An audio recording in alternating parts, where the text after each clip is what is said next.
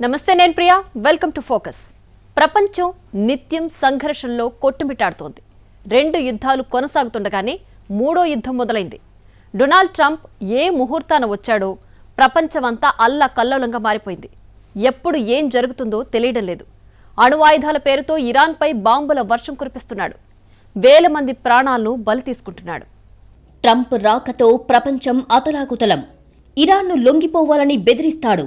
Nuclear weapons ఆపేయాలంటాడు. టెహ్రాన్పై బాంబుల వర్షం కురిపిస్తాడు. ప్రపంచానికి కంటి మీద కునుకు లేకుండా పోతోంది. ఒక్కో రోజు ఒక్కో కొత్త సమస్య తెరపైకి వస్తుంది. ఇరాన్తో అమెరికా యుద్ధం మొదలయ్యాక ప్రపంచం కష్టాల్లో పడుతోంది. అమెరికా, ఇరాన్ యుద్ధంతో సంబంధం లేని దేశాలు కూడా సమస్యల వలయంలో చిక్కుకుంటున్నాయి. ట్రంప్ చర్యల కారణంగా ఎప్పుడు ఏం జరుగుతుందో తెలియక వివిధ దేశాల అధినేతలు తలలు పట్టుకుంటున్నారు. ఎందుకొచ్చాడ్రా బాబు అంటూ ట్రంప్ను పలు దేశాల ప్రజలు తిడుతున్నారు. 2025 జనవరిలో అధ్యక్షుడిగా బాధ్యతలు చేపట్టిన తర్వాత తన మాటలతో, చేష్టలతో, చర్యలతో ఎన్నో దేశాలను ఉక్కిరిబిక్కిరి చేస్తున్నాడు. పోనీ అమెరికాకేమైనా లాభం జరుగుతుందా అంటే అది లేదు. సొంత దేశ ప్రజలే ట్రంప్కు ఎదురు తిరుగుతున్నారు. మేక్ అమెరికా గ్రేట్ అగైన్ అన్న నినాదానికి ట్రంప్ తూట్లు పొడుస్తున్నాడు. అమెరికాను సమస్యల్లో పడేయడం కాదు, మొత్తం ప్రపంచాన్ని ఇబ్బందుల్లో కూరుకుపోయేలా చేస్తున్నాడు. అణ్వాయుధాల ఉత్పత్తి పేరుతో ఇరాన్ను దారిలోకి తెచ్చుకోవాలని ప్రయత్నించాడు. మాటలతో భయపెట్టాడు, బెదిరింపులకు దిగాడు. అయినా ఇరాన్ తగ్గకపోవడంతో లేని యుద్ధాన్ని క్రియేట్ చేశాడు. ఇరాన్పై వరుసగా బాంబుల వర్షం కురిపించాడు. సుప్రీం లీడర్ ఖమేనీని చంపేస్తే యుద్ధంలో పైచేయి సాధించవచ్చని భావించాడు. కానీ తానొకటి తలిస్తే దైవం ఒకటి తలచిందే. అయతుల్లా అలీ ఖమేనీ అంతమయ్యాక పర్షియన్ కంట్రీ మరింత రెచ్చిపోయింది. అమెరికా సైనిక స్థావరాలు ఉన్న అరబ్ కంట్రీస్ పై దాడులతో విరుచుకుపడుతోంది. అగ్రరాజ్యానికి ఇరాన్ కంటి మీద కునుకు లేకుండా చేస్తోంది. ఎప్పుడు ఎటువైపు నుంచి బాంబుల వర్షం కురుస్తుందో తెలియక అరబ్ వాసులకు కంటి మీద కునుకు కరువయ్యింది.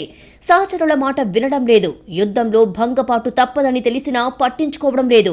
ఎవరేమనుకుంటే నాకేంటి, నేను చెయ్యాల్సింది చేస్తా, అంతా నా ఇష్టమంటున్నాడు.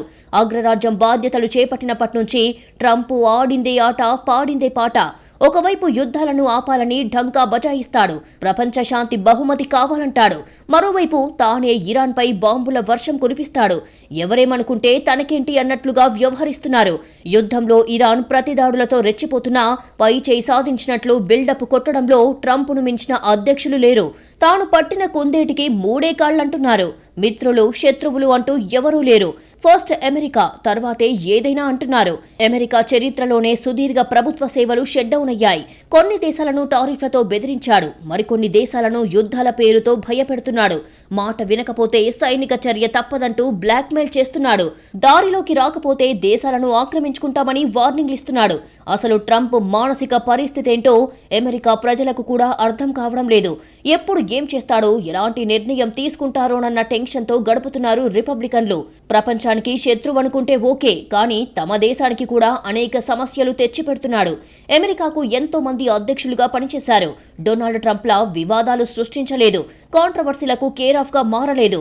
ట్రంప్ మెంటాలిటీ ఏంటో అర్థం కాక సొంత పార్టీ నేతలు కుతకుతలాడిపోతున్నారు. 2024 జనవరిలో అమెరికా అధ్యక్ష బాధ్యతలు చేపట్టినప్పటి నుంచి వివాదాలనే కేర్ ఆఫ్ అడ్రస్ గా మార్చుకున్నాడు.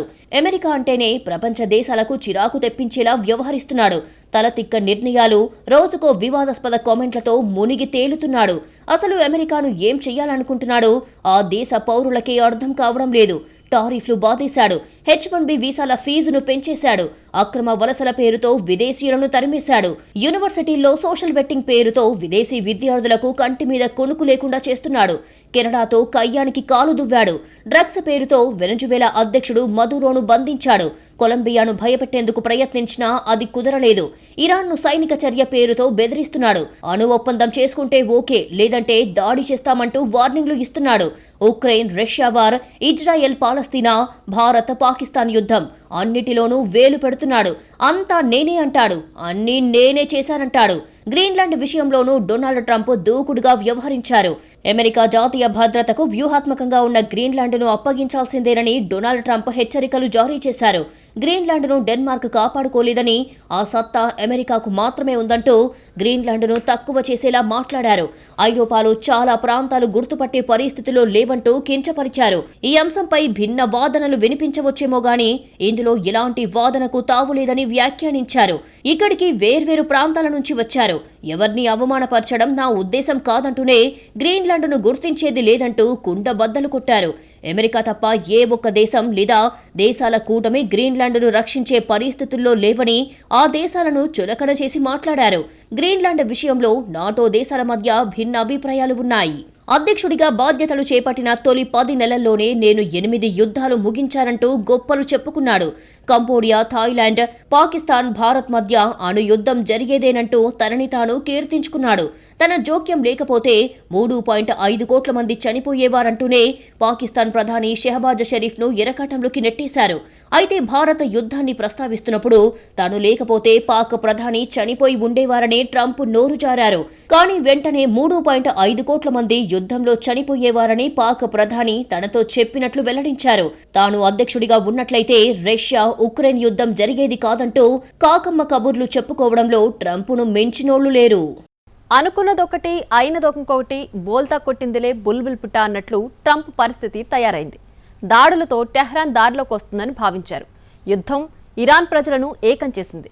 ట్రంప్ అంటే పర్షియన్లు ఒంటికాల్తో లేస్తున్నారు. సహచరులు వద్దని వారిస్తున్నా యుద్ధంలోకి దిగి ఫలితం అనుభవిస్తున్నాడు. ఇరాన్ దారిలోకి వస్తుందనుకున్నాడు. టెహ్రాన్పై బాంబుల వర్షం కురిపించాడు. ప్రతి దాడులతో రెచ్చిపోతున్న ఇరాన్, యుద్ధంతో ఏకమవుతున్న ఇరానియన్లు. అహంకారం, ఆధిపత్య ధోరణి, అత్యాశతో ప్రపంచాన్నే ప్రమాదంలోకి నెట్టేశాడు ట్రంప్. ఇరాన్ సైనిక వ్యవస్థ ఎలా ఉంటుందో అమెరికాకు ఏమాత్రం అవగాహన లేదు. యుద్ధం ప్రారంభించే ముందు అమెరికా ఇంటెలిజెన్స్ తెలుసుకునే ప్రయత్నం చేయలేదు. దీంతో ఇరాన్తో వార్లో అమెరికా బొక్కబోర్లా పడుతోంది. ఇరాన్తో అణు ఒప్పందం చేసుకోవాలి అన్న ప్రయత్నాలు ఫలించలేదు. అసలు టెహ్రాన్ అణ్వాయుధాలు తయారు చేస్తున్నట్లు ఆధారాలు లేవు. ఇదే విషయాన్ని ఇంటర్నేషనల్ అటామిక్ ఏజెన్సీ స్పష్టంగా చెప్పింది. అయినా ట్రంప్ పట్టించుకోకుండా యుద్ధంలోకి దిగారు. ఇరాన్ నుంచి అమెరికాకు ముప్పు ఉందని ఏ ఇంటెలిజెన్స్ సంస్థ కూడా చెప్పలేదు. కానీ ట్రంప్ మాత్రం అగ్రరాజ్యానికి ప్రమాదం ఉందంటూ వారు మొదలుపెట్టారు. ఇప్పుడు ఫలితం అనుభవిస్తున్నాడు. అమెరికా దాడులతో ఇరానియన్లు, టెహ్రాన్ దాడులతో అరబ్ దేశాలకు చెందిన అమాయక ముస్లింలు ప్రాణాలు కోల్పోతున్నారు. ఇరాన్పై అమెరికా బాంబుల వర్షం కురిపిస్తున్న సుప్రీం లీడర్ అయతుల్లా అలీ ఖమేనీని అంతం చేసినా టెహ్రాన్ తగ్గేదేలే అంటోంది. అమెరికా, ఇజ్రాయెల్ దాడులకు ప్రతి దాడులతో టెహ్రాన్ సమాధానం చెబుతోంది. ఇరాన్ నుంచి ఇలాంటి ప్రతిఘటన ఎదురవుతుందని ట్రంప్ ఊహించలేకపోయాడు. తాము దాడులు చేస్తే పర్షియన్ కంట్రీ దారిలోకి వస్తుందని భ్రమించాడు. ఇరాన్ కాస్త అటాకింగ్ మోడ్లోకి వెళ్లడంతో యుద్ధంలో పై చేయి సాధించామంటూ పైకి బీరాలకు పోతున్నాడు. అమెరికా వార్లో వేల కోట్లు ఖర్చు పెడుతుంటే ఇరాన్ తక్కువ ఖర్చుతో అగ్రరాజ్యానికి చెమటలు పట్టిస్తోంది. అమెరికా ఆయుధాలను డ్రోన్లతో ధ్వంసం చేస్తోంది. ఈ పరిణామాన్ని ట్రంప్ ఊహించలేక ఉక్కిరిబిక్కిరవుతున్నాడు. ఇరాన్తో యుద్ధం వద్దని సహచరులు వారించినా పట్టించుకోకుండా ముందుకెళ్లాడు. ఇరాన్ ముప్ప తిప్పలు పెడుతుండడంతో ఏం చెయ్యాలో దిక్కుతోచక యుద్ధాన్ని అనివార్య పరిస్థితుల్లో కంటిన్యూ చేస్తున్నాడు. అమెరికా, ఇజ్రాయెల్ దాడులు ఇరానియన్లను ఏకం చేస్తోంది. ఇరాన్ను బలహీనపరిచి అక్కడి ప్రభుత్వాన్ని మార్చాలి అనే ఉద్దేశంతో అమెరికా, ఇజ్రాయెల్ దేశాలు దాడులకు దిగాయి. ఈ యుద్ధం ఇరాన్ ప్రజలను ఏకం చేసింది. ఇంతవరకు వారు నిరసించని మత రాజ్యానికే మద్దతు పలికేలా చేస్తోంది. ఇరాన్ ప్రజలు తమ మత ప్రభుత్వంపై పోరాడుతున్నప్పుడే అమెరికా జోక్యం చేసుకుని ఉంటే పరిస్థితి వేరేగా ఉండేది. ఇరాన్ అణ్వస్త్రాలు తయారు చేస్తోందంటూ యాగి చేయడం తప్ప ఇరాన్ ప్రజలకు ప్రత్యేకంగా గానీ నేరుగా గానీ సహాయమేమీ చేయలేదు. దాంతో ఇరాన్పై అమెరికా, ఇజ్రాయెల్ల ప్రస్తుత యుద్ధాన్ని తమ సార్వభౌమత్వంపై దాడిగా చిత్రీకరించడంలో మత నాయకత్వం సఫలమయ్యింది. తమ దాడులతో మత రాజ్యం అంతమవుతుందనుకున్న అమెరికా అంచనా తప్పింది. తన దాడి ఇరాన్ ప్రజలను ఏకం చేయడం చూసి అవాక్కవుతోంది. కేవలం కొన్ని నెలల క్రితం వారు ఏ ప్రభుత్వాన్నైతే వ్యతిరేకించారో సరిగ్గా ఆ సర్కార్ వెనకే ఇరాన్ ప్రజలు ఇప్పుడు మోహరిస్తున్నారు.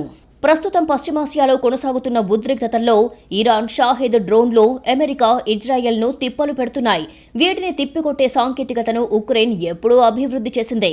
ఆ ఇంటర్సెప్టర్ డ్రోన్లను అమెరికాకు అందిస్తామంటూ కొన్ని నెలల కిందట ఉక్రెయిన్ ఆఫర్ చేసింది. అమెరికా దళాలకు కీవ్ వివరణాత్మక పవర్ పాయింట్ ప్రెజెంటేషన్ కూడా ఇచ్చింది. ఇరాన్ డ్రోన్లను ఎదుర్కొనేందుకు తుర్కియే, జోర్డాన్, పర్షియన్, గల్ఫ్ ప్రాంతాల్లో డ్రోన్ కంబాట్ హబ్లను ఏర్పాటు చేస్తామని ఉక్రెయిన్ ప్రతిపాదించింది. అయితే అమెరికా ఈ సాంకేతికతను పట్టించుకోలేదు. ఇప్పుడు అదే కావాలంటూ ఉక్రెయిన్ వెంటపడుతోంది. షాహిద్ 136 వన్-వే అటాక్ డ్రోన్లు క్రూయిజ్ మిసైళ్లలా పనిచేస్తాయి. లక్ష్యాన్ని చేరుకున్న వెంటనే పేలిపోతాయి. ఒక్కో దాని తయారీకి అయ్యే ఖర్చు సుమారు $20,000.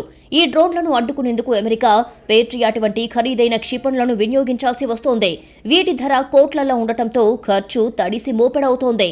మరోవైపు ఇరాన్ యుద్ధం నుంచి అమెరికా వైదొలుగుతున్నట్లు బహిరంగంగా ప్రకటించాలని అమెరికా అధ్యక్షుడు ట్రంప్ను ఆయన సలహాదారు కోరుతున్నట్లు తెలుస్తోంది. ఇరాన్ అణు వ్యవస్థలను నాశనం చేయాలి అన్న అమెరికా లక్ష్యం నెరవేరిందని, ఆ దేశంపై యుద్ధంలో తాము అనుకున్న వాటికంటే ఎక్కువ లక్ష్యాలని అమెరికా సైన్యం సంపాదించిందని అధికారులు చెబుతున్నారు. ఇప్పుడు యుద్ధం నుంచి వైదొలిగినా ఎటువంటి నష్టం లేదని అభిప్రాయం వ్యక్తం చేశారు. ప్రపంచ దేశాలపై టారిఫ్లు, సుదీర్ఘ యుద్ధాల వల్ల సొంత ప్రజల నుంచే వ్యతిరేకత వచ్చే అవకాశం ఉన్నందువల్ల యుద్ధం నుంచి వైదొలిగితే మంచిదని ట్రంప్నకు సూచించారు. అయినప్పటికీ ట్రంప్ మాత్రం మొండిగా వ్యవహరిస్తున్నారు. ఇరాన్తో యుద్ధం విషయంలో అమెరికా చేసిన వ్యూహాత్మక తప్పిదం ఏదైనా ఉందా అంటే అది ఉక్రెయిన్ సాంకేతికతను తీసుకోకపోవడమే. నాడు అమెరికా లెక్క తప్పడంతో ఇప్పుడు పశ్చిమాసియాలో భారీగా నష్టపోవాల్సి వస్తోందని రక్షణ రంగ నిపుణులు అభిప్రాయపడుతున్నారు. ఇరాన్ ప్రస్తుతం వినియోగిస్తున్న షాహిద్ డ్రోన్లకు సంబంధించి విడిభాగాలను రష్యా ఇప్పటికే కొనుగోలు చేసింది. వాటిని తమ దేశంలో అసెంబుల్ చేసే గెరాన్ 2 పేరుతో ఉక్రెయిన్పై ప్రయోగిస్తోంది. దీంతో వీటిని అడ్డుకోవడం కోసం కీవ్ సొంతంగా ఈ ఇంటర్సెప్టర్లను అభివృద్ధి చేసింది. సెన్సర్లు, ఇతర ఎయిర్ డిఫెన్స్ టూల్స్తో అనుసంధానించి డిజైన్ చేసింది. దీనికి వార్ హెడ్ తగిలించి ప్రయోగించవచ్చు. చిన్న బ్యాగుల్లో పెట్టి తీసుకెళ్లే సౌలభ్యం ఉంది. వీటికి నైట్ విజన్ పరికరాలను కూడా అమర్చడంతో రాత్రులు సైతం దూసుకొచ్చే డ్రోన్లను అడ్డుకుంటున్నాయి. అమెరికా ఇజ్రాయెల్ దాడులు పెరిగే కొద్దీ తన సార్వభౌమత్వాన్ని కాపాడుకునేందుకు ఇరాన్ నుంచి ప్రతిఘటన తీవ్రమవుతోంది. తన ఆధీనంలో ఉన్న హర్మూజ్ జలసంధిని శత్రు నౌకల పాలిట మృత్యు మార్గంగా మార్చేస్తోంది. తాజాగా తన పాత ఆయుధాన్ని రంగంలోకి దించుతోంది. ఈ ప్రాంతంలోకి అమెరికా మిత్రదేశాల నౌకలు అడుగుపెడితే పేలిపోయేలా ఇరాన్ ఎక్కడికక్కడ ఉచ్చులు పరిచింది. ఈ చర్యలు ట్రంప్ సర్కార్కి కంటి మీద కునుకు లేకుండా చేస్తున్నాయి. ప్రపంచాన్ని భయపెడుతున్న ఆ ఆయుధం పేరు సీ మైన్స్ లేదా నేవల్ మైన్స్. సముద్రంలో ఒక్కసారి మైన్స్ ను పరిచాక నౌకలు ప్రయాణించే మార్గాన్ని గుర్తించి పేల్చేయవచ్చు. ఇలా ఎన్నో రకాలుగా ఇరాన్ను అమెరికా అంచనా వెయ్యలేక యుద్ధంలో చతికిలబడుతోంది.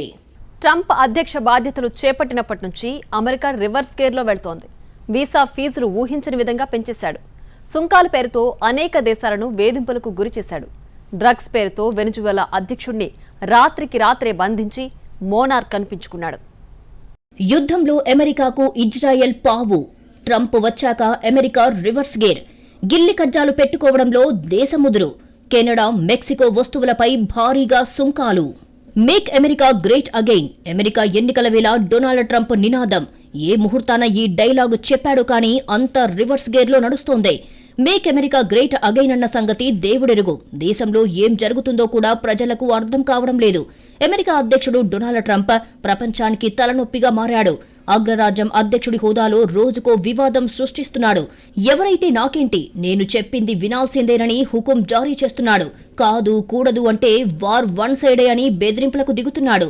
ఏ దేశమైనా తాను చెప్పినట్లు నడుచుకోవాల్సిందేనని వార్నింగ్ ఇస్తున్నాడు. కోతికి కొబ్బరి చిక్కితే ఎలా ఉంటుందో అమెరికా అధ్యక్షుడి హోదాలో ట్రంప్ కూడా అదే చేస్తున్నాడు. ఎవరైతే నాకేంటి, నేనే రాజు, నేనే మంత్రి అంటున్నాడు. ప్రజల నుంచి వ్యతిరేకత వచ్చినా, జడ్జీలు వద్దంటున్నా వినటం లేదు. సొంత పార్టీ సభ్యుల సలహాలను పట్టించుకోవడం లేదు. అగ్రరాజ్యం అమెరికా ప్రపంచాన్ని తన గుప్పెట్లో పెట్టుకోవడానికి ఎన్ని రకాల కుట్రలు చేయాలో అన్నీ చేస్తోంది. చెప్పినట్లు వింటే సరి, లేదంటే ఎన్ని రకాలుగా ఇబ్బందులు పెట్టాలో అన్నీ అమలు చేస్తోంది. అమెరికా చేసే ప్రతి యుద్ధం వెనుక అనేక రాజకీయ, ఆర్థిక కారణాలు ఉంటాయి. పైకి చెప్పేది ఒకటైతే అంతర్గతంగా మరో వ్యూహం ఉంటుంది. ప్రపంచవ్యాప్తంగా ఏ దేశాల్లో చమురు ఎక్కువగా ఉంటుందో ఆ దేశాలనే టార్గెట్ చేసుకుంది. ఆయా దేశాలను నయానో భయానో దారిలోకి తెచ్చుకుంటుంది. కాదు కూడదంటే టెర్రరిజం, లేదంటే డ్రగ్స్, ఇతర కారణాలతో దాడులకు దిగుతుంది. ఇరాన్, ఇరాక్, యెమెన్, సిరియా ఆయా దేశాలపై బాంబులు వేసి భయకంపితులను చేసింది. మొన్న వెనుజువేలాపై దాడులకు కూడా చమురు నిల్వలే కారణం. ఉగ్రవాద సంస్థలను ఇరాన్ పెంచి పోషిస్తోందని అమెరికా ఆరోపిస్తోంది. ఈ కారణంతోనే గాజా, లెబనాన్ వంటి దేశాలపై దాడులకు పాల్పడింది. అనేక మందిని చంపేసింది. వేల భవనాలను నేలమట్టం చేసింది. ఇజ్రాయెల్, గాజా మధ్య ఇప్పటికీ యుద్ధం ముగియలేదు. అది ఎప్పుడు ముగుస్తుందో కూడా ఎవరికీ తెలియదు. అమెరికా ఆయా దేశాల ప్రజల మీద ప్రేమతో ప్రభుత్వాధినేతలు నిరంకుశంతో వ్యవహరిస్తున్నారని దాడులు చెయ్యదు. చమురు నిల్వలు ఉన్న దేశాలపై పట్టు సాధించడం, అమెరికాకు హాని తలపెట్టే దేశాలను ట్రంప్ టార్గెట్ చేసుకుంటున్నారు. అమెరికా ఆడుతున్న డ్రామాలో ఇజ్రాయెల్ ఒక పావు మాత్రమే. అమెరికా, ఇజ్రాయెల్ మధ్య ఎన్నో ఆర్థిక ప్రయోజనాలు తప్ప ఏమీ ఉండవు. ఇరాన్ను దెబ్బ కొట్టడానికి ఇజ్రాయెల్ను వాడుకుంటోంది అగ్రరాజ్యం. 2025 జనవరిలో బాధ్యతలు చేపట్టిన Trump Iran, Venezuela, Latin America, Syria, Nigeria, Yemen, Somalia, Iraq దేశాలపై దాడులు చేసిందే. ఒక్క యెమెన్పై ట్రంప్ దాడులు చేయించలేదు. ఎందుకంటే ఆ దేశం తటస్థంగా వ్యవహరిస్తోంది. శాంతి ప్రదాత అనే చెప్పుకునే ట్రంప్ ఆయా దేశాల మీద ఎలా దాడి చేస్తాడు? ఒకవైపు నోబెల్ శాంతి బహుమతి కావాలంటాడు, మరోవైపు అనేక కారణాలతో అనేక దేశాలపై బాంబుల వర్షం కురిపిస్తాడు. ట్రంప్ వచ్చిన తర్వాత ప్రపంచమే గందరగోళంగా మారిపోయింది.